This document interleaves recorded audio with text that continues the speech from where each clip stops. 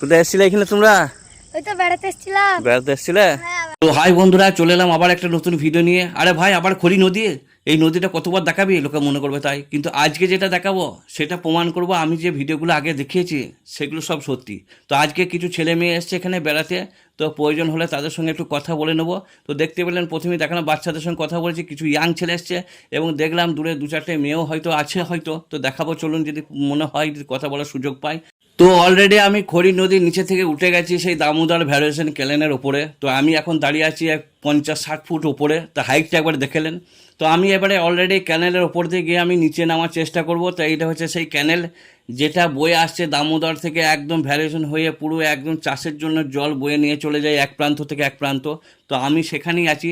তো এবারে উঠে যাব সেই ক্যানেল থেকে ওপরের দিকে। তো বৃষ্টি বা বর্ষায় যখন এই ক্যানেল ভর্তি থাকবে, পুরো ঝর্ণা ঝরবে, তখনও আপনাদের যদি বেঁচে থাকে অবশ্যই সেই সিন দেখাবো। তো চলুন, কিছু বাচ্চা আসছে, তো তাদের সঙ্গে কথা বলে, ওই পাশে আছে ইয়াং ছেলে, তাদের সঙ্গে কথা বলে নেব। কোথায় এসেছিলে এখানে তোমরা?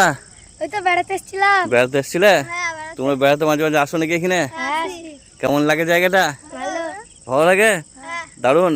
ঠিক আছে, ভালো সাবধানে যাবে, প্রচুর এখানে খাল আছে। হ্যাঁ, আস্তে আস্তে পেরিয়ে যাও, এদিকে পেরিয়ে যাও, আস্তে আস্তে চলে যাও। তো বাচ্চা কাচ্চারা তো মহানন্দে চলে গেল। তোলে ইয়াংগুলোর কাছে একবার দেখি, চলুন একবার কি বলছে দেখি। দেখতে পাচ্ছ সব ছেলেগুলো এসছে সব বেড়াতে, সব মনের আনন্দে নিতে, তৃপ্তি, সুন্দর পরিবেশ, দারুণ ওয়েদার।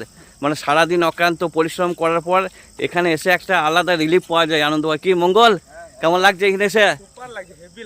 ভাই কেমন লাগছে? দারুণ দারুণ, পরিবেশটা খুব সুন্দর। দারুণ পরিবেশ না? এখানে এলে একদম মন ঠান্ডা। অক্ষয় ভালো ভালো তো, কিন্তু একটু রিস্ক আছে না এদিকে বেরিয়ে যাওয়ার জন্য? কেমন লাগছে? ভালো লাগছে তোমাকে? খুশি? আচ্ছা, দারুণ।